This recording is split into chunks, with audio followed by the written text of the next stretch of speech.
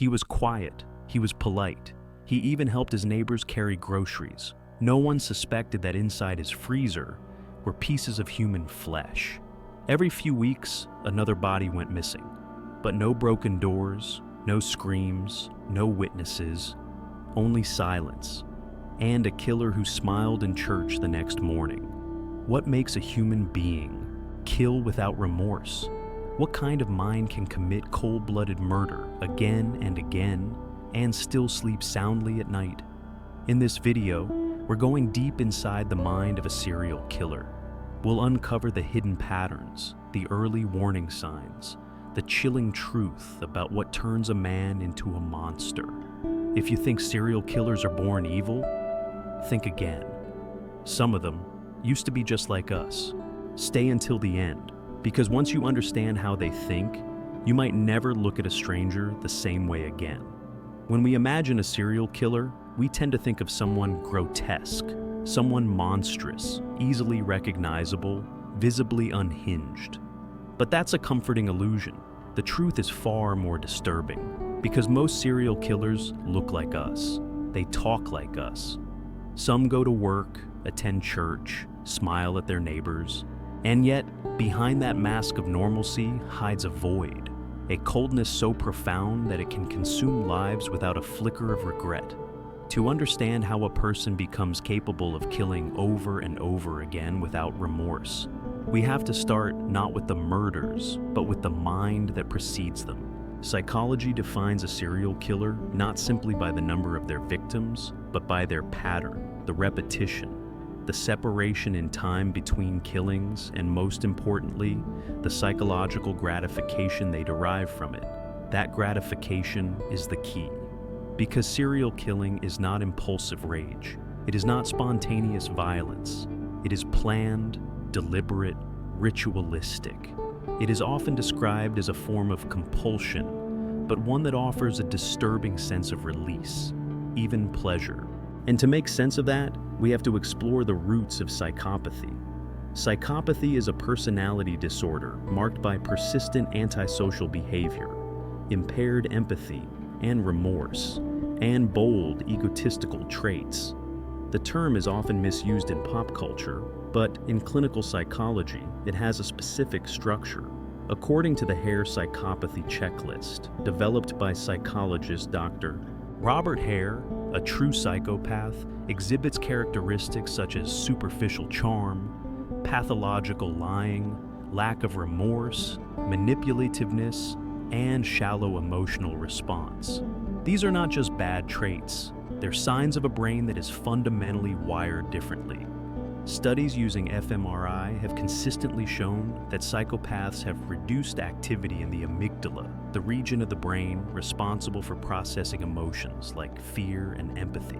When shown images of suffering or distress, their neural responses are flat, comparable to someone looking at a chair. They don't feel what others feel. They don't mirror emotional pain. And that absence of emotional resonance is not a choice. It is structural. This neurological coldness is often combined with a powerful drive for dominance and control, which makes the idea of ending another person's life not horrifying, but intoxicating. But most serial killers don't begin with murder. They begin much earlier and with much subtler behaviors. This is where the concept of the Dark Triad becomes relevant. First proposed by psychiatrist J.M. MacDonald in 1963, the triad identifies three behaviors often present in childhoods of violent offenders: animal cruelty, fire setting, and prolonged bedwetting beyond the age of 5. Each of these behaviors can, in isolation, have innocent explanations, but their co-occurrence is considered a warning sign. Animal cruelty reflects a lack of empathy and an early desensitization to pain. Fire setting often reflects a fascination with destruction and a subconscious yearning for power. Bedwetting, especially when persistent and associated with abuse, may indicate underlying trauma and loss of bodily autonomy. Together, they form a behavioral pattern that suggests the child is not developing normal moral boundaries. But here's the deeper insight. serial killers are not simply born evil. They are often shaped through neglect, trauma, or early exposure to violence.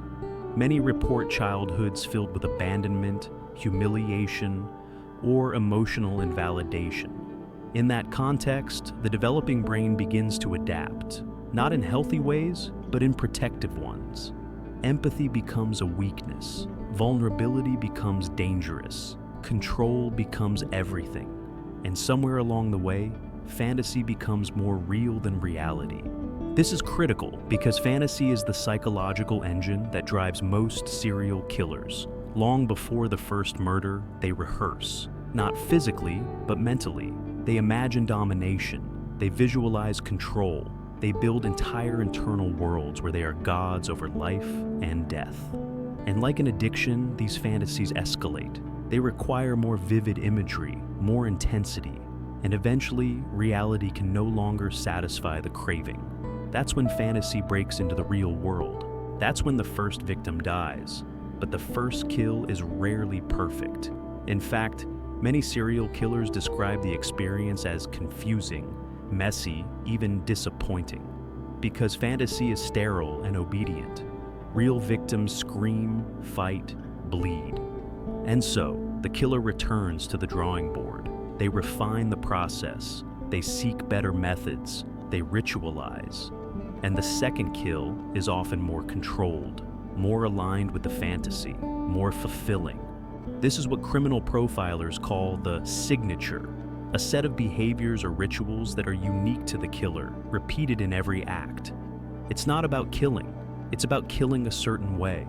The signature reflects the killer's core psychological need, whether it's domination, humiliation, retribution, or transformation. And once the signature forms, the killer has crossed a point of no return. They are no longer just committing crimes. They are expressing something dark, personal, and terrifying. That expression, however, is almost never spontaneous. Most serial killers live with their urges for years before acting. They learn to mask their intentions. They practice being invisible. And this invisibility is what makes them so dangerous. They are not outcasts hiding in caves. They are cashiers, mechanics, police officers, even medical professionals. Their greatest weapon is not a knife, it is plausibility. They don't raise suspicion. They raise questions only after it's far too late. And perhaps the most chilling truth of all is this. Many serial killers report that the only time they truly feel alive is when they're taking life away. It's not about blood. It's not about chaos. It's about that brief moment of absolute control when another person's fate rests entirely in their hands. That's what they chase. That's what they crave. And once they've tasted it, it becomes almost impossible to stop. One of the most unsettling aspects of a serial killer is not the violence itself. It's the ability to compartmentalize. Most people struggle to function after committing even minor moral violations. But serial killers can kill one night, then go to work the next morning as if nothing happened. They can help their children with homework, chat with a barista, or sit calmly in church pews. This ability to live in two worlds, to be both predator and citizen, is not accidental. It is a carefully crafted psychological defense mechanism. In psychology, we call this process dissociation, the mind's way of splitting off parts of reality to protect itself from emotional conflict. In serial killers, dissociation becomes more than a shield. It becomes a lifestyle. They create a mask, a persona that the outside world sees. This persona is often friendly, helpful, even charming. It is in many cases the complete opposite of what exists inside. And that duality is not just a tactic, it is a necessity. Because without it, they cannot function. The process of killing, for them, is not random. It is meticulously planned. Most serial killers go through what behavioral analysts describe as a hunting cycle. First comes the aura phase, a period of emotional tension, where internal fantasies and compulsions begin to take over their thoughts. This can last days, weeks, even months. The killer becomes increasingly obsessed, irritable, distracted. Then comes the trolling phase, where they actively search for a victim, not always consciously, but with a heightened awareness of opportunity. This is not a frenzied attack. It is observation, analysis, calculation. They study their environment. They notice patterns. They look for someone vulnerable, someone they can control. Once a potential victim is identified, the killer enters the wooing phase, a chillingly manipulative step where they build false trust. Ted Bundy, for example, often used a fake arm cast and asked women to help him carry books to his car. Others pretend to be police officers, lost travelers, or simply ask for directions. These tactics are rehearsed, refined, and executed with precision. The actual capture and murder follow, often in controlled settings where the killer can fully act out their fantasies. But even after the kill, the process isn't over. There is often a totem phase, a desire to keep something, a lock of hair, a photograph, a body part. Not because they're trophies in the traditional sense, but because they represent the experience. They allow the killer to relive the moment over and over again without needing to act again, at least for a while. This entire cycle, from fantasy to ritual, is what separates a serial killer from other murderers. For most killers, violence is reactive, a moment of rage, panic, or self-defense. For serial killers, violence is preparation, performance, and memory. Each step is calculated to produce a specific emotional payoff. And that payoff is not just about death, it's about domination, about being the ultimate arbiter of another person's existence. Interestingly, many serial killers maintain a strong desire to be seen as normal. This isn't always about avoiding capture, it's about maintaining their own internal equilibrium. If they can convince others they're good, polite, harmless, then part of them can continue believing it too. It reinforces the mask. It makes the duality easier to live with. But that mask is not perfect. Over time, cracks appear, mistakes are made. And when law enforcement begins to investigate, the key to catching a serial killer often lies not in physical evidence, but in behavioral patterns. This is where criminal profiling comes into play.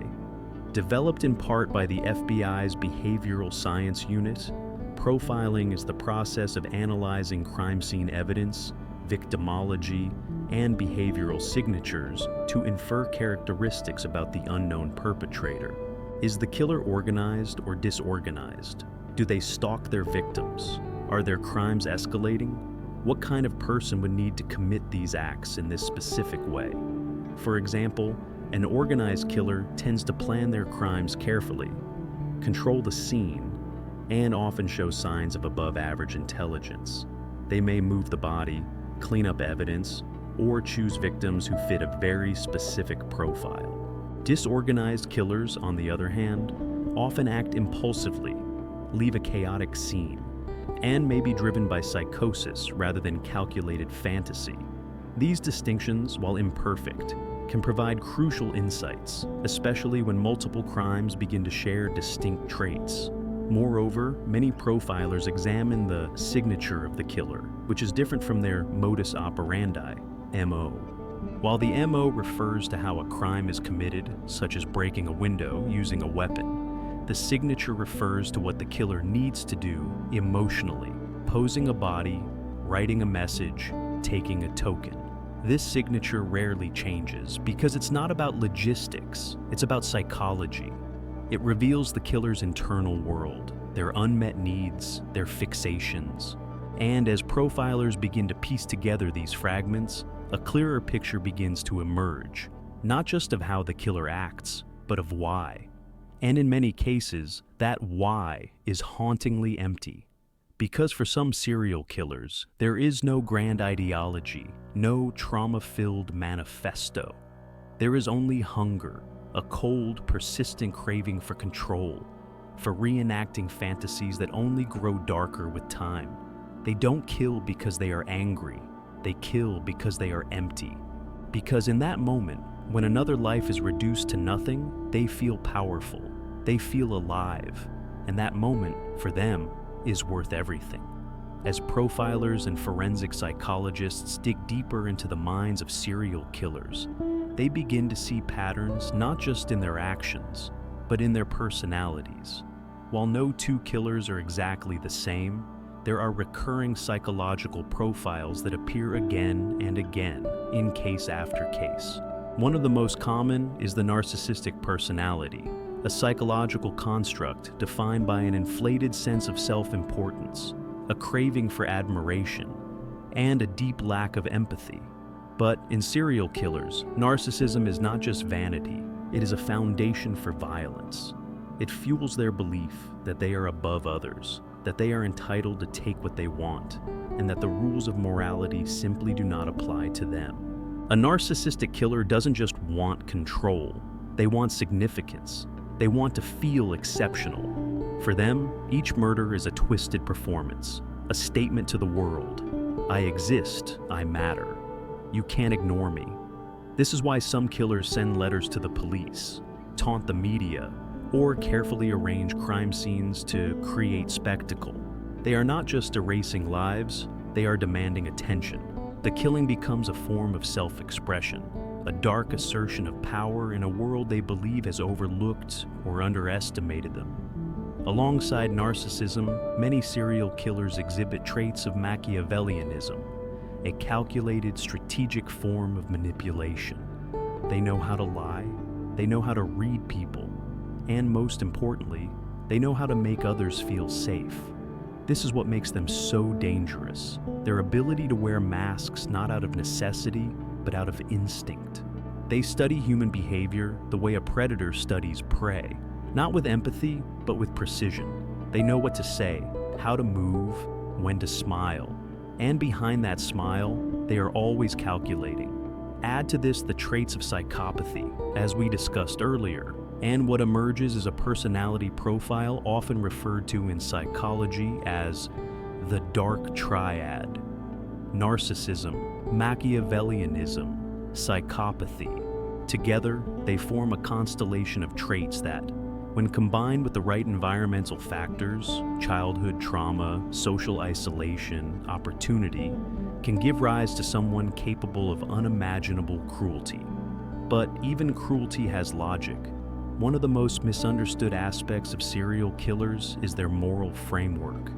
We often assume that because they commit horrific acts, they must be devoid of all ethical reasoning. But that's not entirely true. Many serial killers have a moral code, just not one rooted in compassion. Their morality is self-referential. It centers around their own needs, desires, and rules.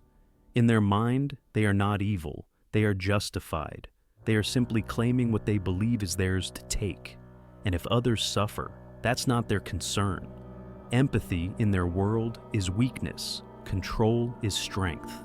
This distorted moral compass is often shaped early in life. Repeated exposure to violence, emotional neglect, or abuse can lead to the internalization of a worldview where vulnerability is punished and power is the only currency that matters. Over time, this belief becomes reinforced. If showing feelings gets you hurt, you stop showing feelings. If dominating others gets you results, you start doing it more. And if killing gives you the only sense of control you've ever known, you don't stop, you refine. But even as they refine their methods, many serial killers maintain a surprising level of emotional detachment from their crimes. In interviews, they speak in calm tones. They describe murder the way most people describe a routine. There is no passion, no rage, just process. This is especially true for what criminal psychologists call organized killers. Individuals who meticulously plan each act, who clean up crime scenes, who choose victims with intention. For them, killing is not chaos. It's ritual. It brings order to their internal world. It offers a rare sense of clarity in a life often filled with confusion, emptiness, or alienation. In contrast, disorganized killers act more impulsively. Their crimes are messy, erratic, often driven by psychotic breaks or emotional overwhelm. But even then, there's a pattern. not in the method, but in the internal chaos they are trying to escape. For both types, the murder is not an end in itself. It is a means to feel something, or sometimes to feel nothing at all. Because for some killers, numbness is worse than guilt, and blood is the only thing that breaks the silence inside. As we study these psychological structures, we also begin to understand why serial killers are often difficult to detect. They are not constantly violent. In fact, they often experience long cooling-off periods between murders. During these times, they may appear completely normal, going to work, socializing, even volunteering. But inside, the tension is building, the fantasy is looping, the urge is growing, and eventually, the compulsion returns. This cyclical nature is what makes serial killing so insidious. It is not a single act, it is a psychological pattern. And unless interrupted by arrest, death, or rare internal collapse, it continues, because each murder only feeds the next. The first time may be curiosity, the second, fulfillment. But after that, it becomes hunger, and hunger, once awakened, is hard to silence. The image of a serial killer lurking in a dark alley, attacking at random, is largely a myth. In reality, most serial killers do not choose their victims impulsively. Their selection is neither casual nor fully spontaneous. It is rooted in psychological projection, in fantasy, and most disturbingly, in recognition. Because to the killer, the victim is not just a body. The victim is a symbol of something they need to destroy, dominate, or erase. That's why the choice of victim is often consistent across multiple murders. Age, gender, appearance, social role, sometimes even clothing style. These are not coincidences. They are psychological triggers, often linked to early experiences or internal conflicts that the killer cannot process in a healthy way. For example, some killers repeatedly target women who remind them of a mother who was abusive, cold, or sexually shaming. Others fixate on individuals who represent rejection, humiliation, or a lost sense of control. In such cases, the murder becomes an act of symbolic retaliation, not against the person in front of them, but against what that person represents. This is why many serial killers refer to their victims not by name, but by category. The redhead, the prostitute, the student. To dehumanize is to disassociate, and to disassociate is to kill without remorse. But it goes even deeper. Experienced profilers often observe that serial killers have an uncanny ability to detect vulnerability.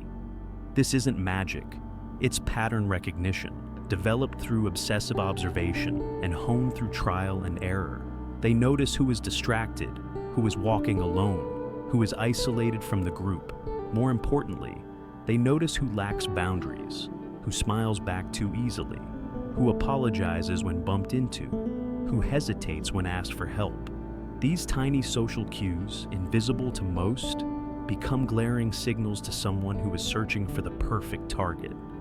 A target they believe will not fight back. A target that fits the role written in their fantasy.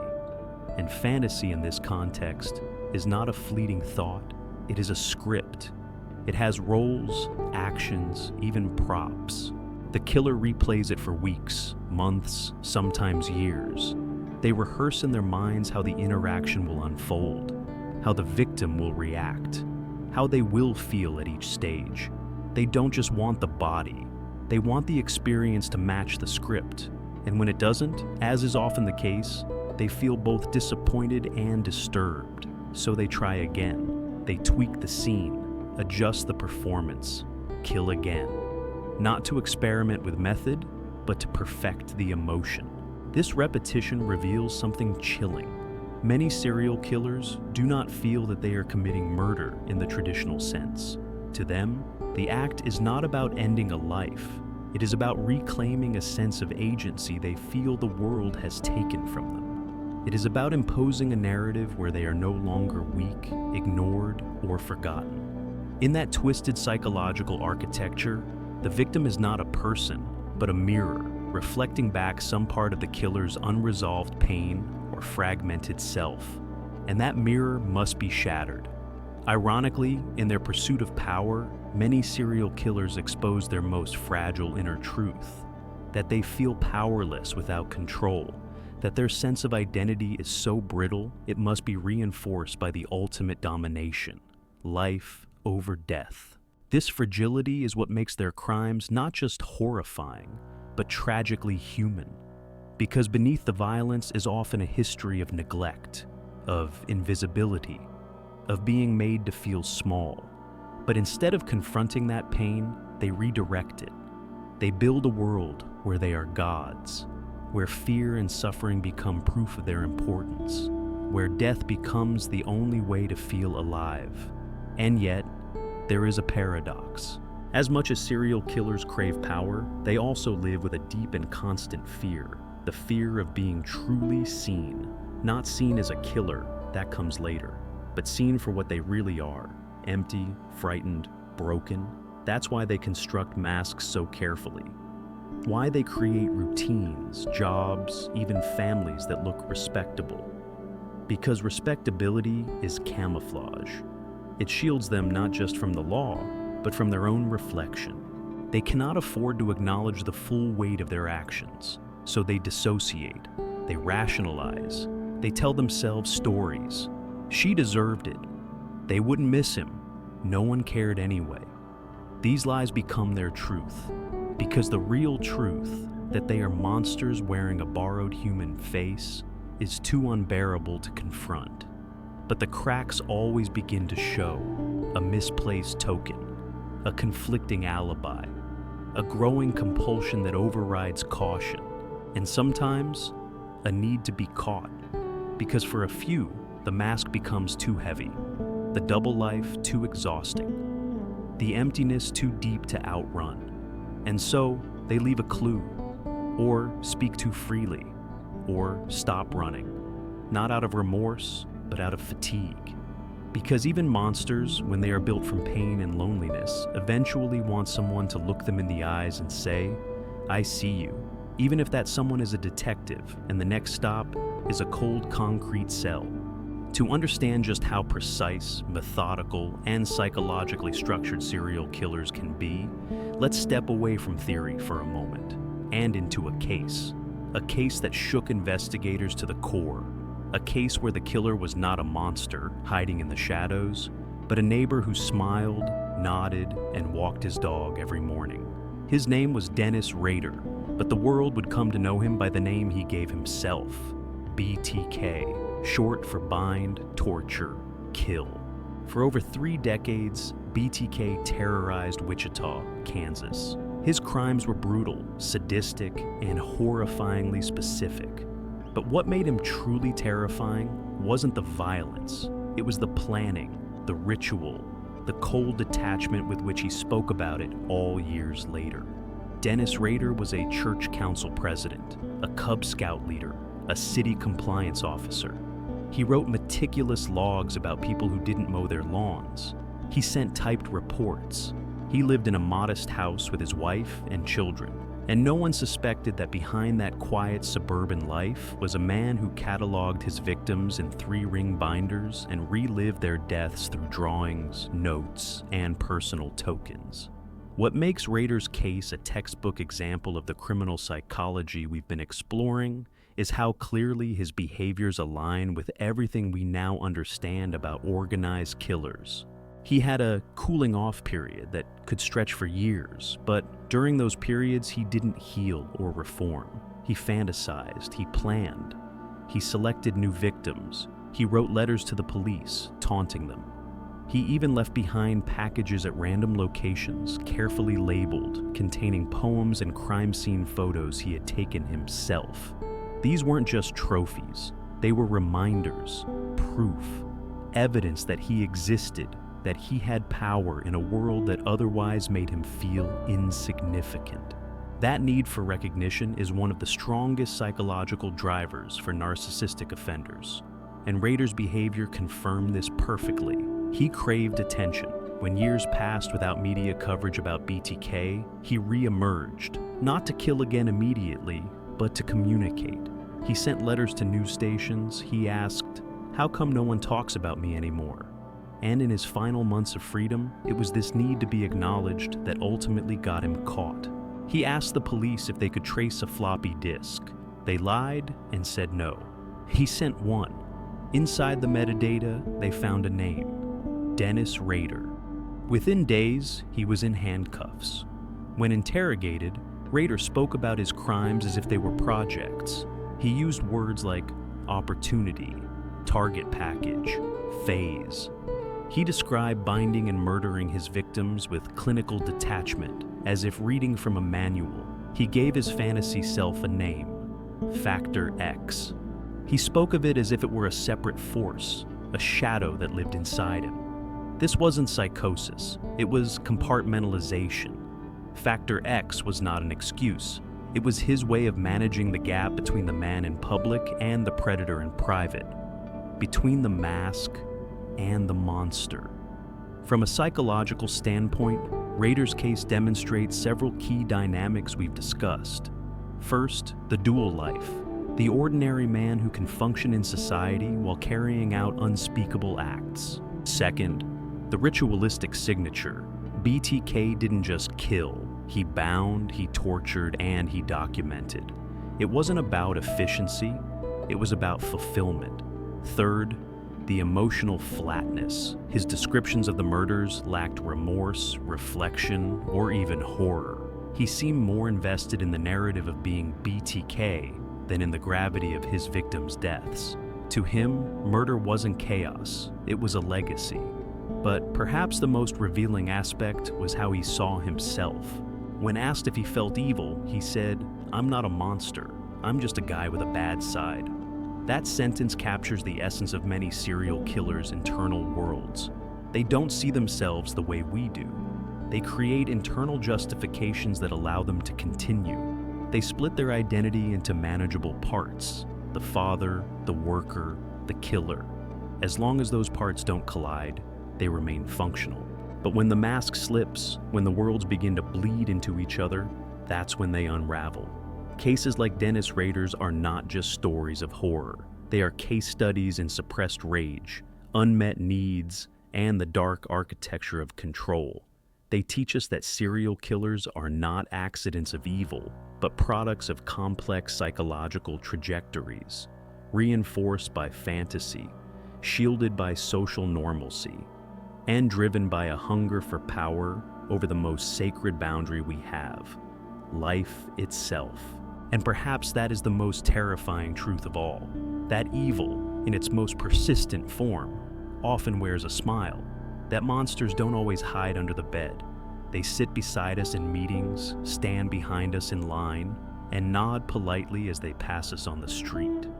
And that the only way to stop them isn't by waiting for them to act, but by learning how they think, what they crave, and where their patterns begin.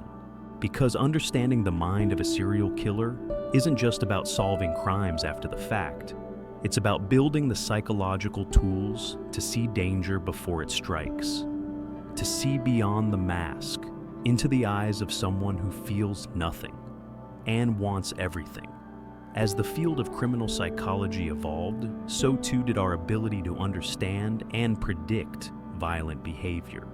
But what many people still misunderstand is this: criminal psychology is not magic. It cannot read minds. It cannot tell you who will kill next. What it can do is recognize patterns. It can analyze choices. And most importantly, it can illuminate the hidden logic behind what, to most of us, looks like chaos. Because serial killers do not kill at random. They kill along trajectories. Trajectories that can be traced, modeled, and sometimes interrupted. This is the foundation of what is now called behavioral threat assessment. It's a branch of psychology that attempts to identify individuals who may be at risk of committing targeted violence before the violence occurs.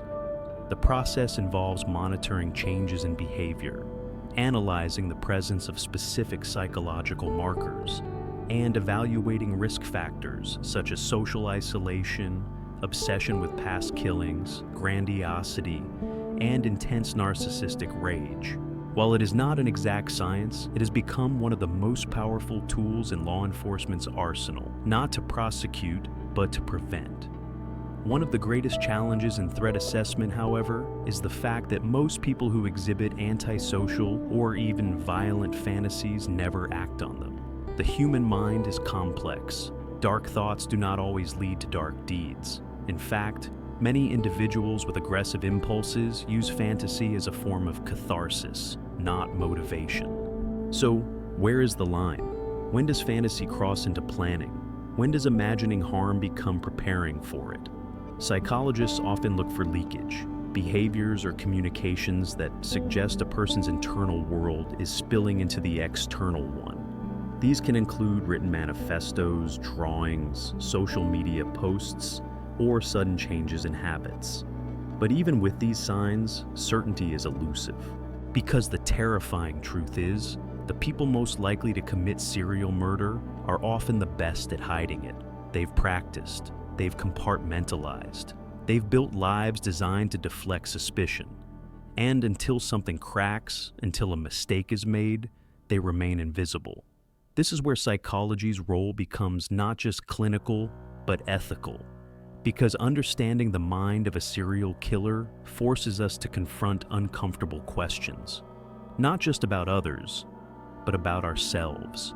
If we know that childhood trauma, neurological differences, and emotional deprivation can create a serial killer, how should society respond? Should we see them as evil, as mentally ill, as preventable tragedies, or as inevitable anomalies? For decades, society has leaned toward punishment. Lock them up, throw away the key, and in many cases, this is justified. The suffering they cause is irreparable. The danger they pose is undeniable. But if we stop there, if we only punish without seeking to understand, we miss the opportunity to break the chain before it begins. Because the mind of a serial killer doesn't form in a vacuum. It is shaped by neglect, abuse, isolation, and a lifetime of unmet needs. That doesn't excuse the violence, but it does explain the road that leads there. And if we can understand that road, perhaps we can place warning signs along it. Perhaps we can intervene, not after the first body is found, but while the fantasy is still locked behind the eyes of someone who hasn't yet acted. But even as we develop better tools for prediction and prevention, there remains a deeper, more philosophical dilemma. If we are capable of understanding how a serial killer thinks, are we not also acknowledging that some part of their mind exists within us? That the distance between their thoughts and ours is not as wide as we like to believe? This is the question that haunts many forensic psychologists. Not because they fear becoming like their subjects, but because they recognize that the capacity for cruelty, for domination, for total emotional detachment is not alien to the human condition. It is part of it, dormant in most, awakened in few, but always possible. And that realization brings us to the final psychological truth that criminal profiling forces us to confront. Serial killers are not just outliers. They are exaggerations of very human traits that exist in diluted form, in boardrooms, in schools, in relationships, in daily interactions where power is misused and empathy is absent. That doesn't mean every CEO is a killer, but it does mean that the mindset of control, the thrill of domination, the hunger to be worshipped or feared, these are not foreign to human nature. They are simply taken to the most horrific extreme by those who cannot or will not restrain themselves. So, what do we do with that knowledge? Do we recoil from it, deny it, or do we use it to better understand ourselves, to raise children who are seen and loved, to build a society where power is questioned and empathy is taught not just as a virtue, but as a shield against destruction? In the end, criminal psychology is not about glorifying darkness. It is about illuminating it so that we can recognize its shape, its methods, and its origin. And in doing so, perhaps we gain the one thing that serial killers spend their lives rejecting: a sense of human connection that is real and honest and safe. There is a reason we're drawn to stories of serial killers. It's not just morbid curiosity. It's not just the shock value. It's because deep down, we want to understand. We want to know what separates us from them, what line they cross that we did not. But as we've seen, the line is often thinner than we'd like to admit. It's not made of iron, it's made of empathy. And when that erodes piece by piece through pain, neglect, rage, or ideology, the unthinkable becomes possible. Every serial killer was once a child. That's not an excuse, it's a fact. And in many cases, they were children who were ignored, abused, belittled, or left to wander through their own minds without a hand to guide them out. Not every wounded child becomes a killer, but every killer we've studied carries some early fracture in the foundation of their identity, a split between what they feel and what they're allowed to show. Over time, that split widens. Emotion becomes dangerous, control becomes sacred, and when the world no longer obeys their inner logic, they don't adapt, they dominate, they erase, they consume. And yet, for all their calculated coldness, most serial killers live with a shadow they can't escape. It's not guilt. It's not even fear of getting caught. It's emptiness, a hollow space at the center of the self that no number of victims can fill, no amount of blood can silence. That emptiness is what drives them, not pleasure, not ideology, lack.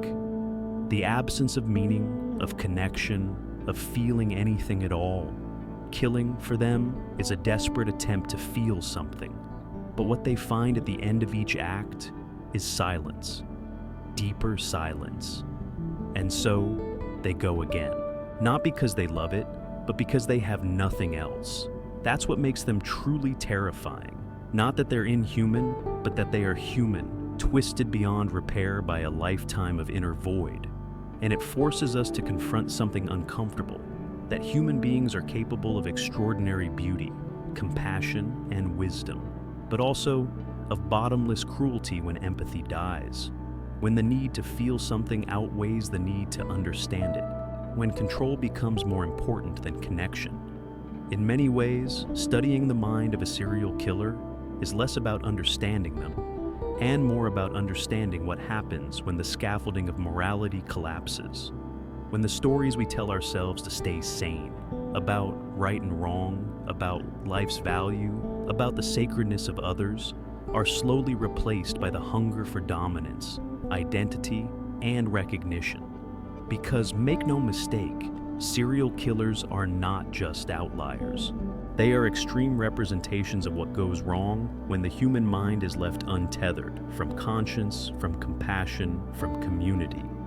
They are the end result of systems that fail, environments that warp, and choices that snowball into monstrosity. And that means the real question is not, why did he kill? But how many small things were missed before he ever touched a weapon? The teacher who looked away, the parent who punished silence with silence, the friend who felt something was wrong but didn't ask, the society that shames emotion but rewards domination. These are the subtle forces that carve out the vacancy inside. And when left unexamined, that vacancy grows teeth. What keeps most of us from crossing the line is not our strength, it's our connections, the people we love, the values we hold, the empathy we feel when another person suffers. These are the anchors, the fragile but vital safeguards that keep us from drifting into the abyss. And that is what makes empathy not just a virtue, but a survival mechanism, a barrier between us and the darkness inside us all. Because in the end, the most important question isn't what makes someone a killer, it's what keeps the rest of us from becoming one. And if we ever lose the answer to that, we may find ourselves staring into the same abyss and watching it stare back. So, now that you've seen what hides behind the smile, what lies beneath the mask, the question lingers. What would you have noticed if one of them lived next door to you? Would you have caught the signs? The shift in tone, the subtle hunger behind the eyes? The rituals buried in routine? Or would they have smiled and passed you by, just another face in the crowd? Understanding the mind of a serial killer doesn't mean living in fear. It means learning to see more clearly, more bravely, more humanely. Because the more we understand how darkness forms, the better chance we have of stopping it before it finds form. And maybe, just maybe, the real power isn't in knowing how to kill, but in knowing how to care before it's too late. If this journey stirred something in you, share your thoughts in the comments. What surprised you most? What unsettled you? And what do you think we, as individuals and as a society, can do differently? Thank you for watching, and remember, not all monsters hide in the dark. Some learn to walk in daylight, stay observant, stay human.